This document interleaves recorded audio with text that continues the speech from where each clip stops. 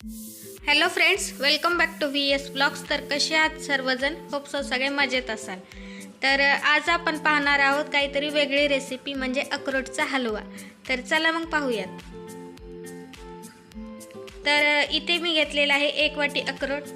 तर याला आपण मिक्सरमधून बारीक करून घेऊयात। तर याला खूप बारीक नाही करायचे, थोडंसं रवा रवा टेक्स्चर ठेवायचं आहे आपल्याला। तर इथे घेतलेली आहे कढई आणि कढईमध्ये 1 चमचा तूप घातले आणि त्यामध्ये मी ड्रायफ्रूट हे फ्राय करून घेते। त्यानंतर आता घेते मी मनुके फ्राय करून।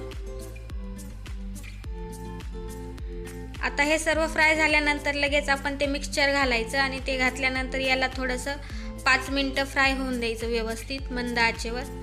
नंतर त्याचा सुगंध सुटतो, मग ऑटोमॅटिक कळतं की आपल्याला ते मिक्सचर तयार झाले।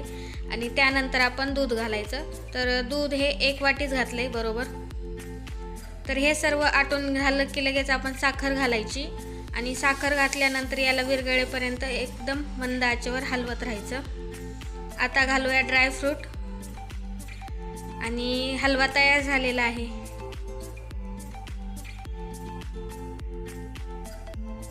तर व्हिडिओ आवडला असेल तर लाईक शेअर सबस्क्राईब नक्की करा। भेटूया पुढच्या व्हिडिओमध्ये, तोपर्यंत बाय बाय।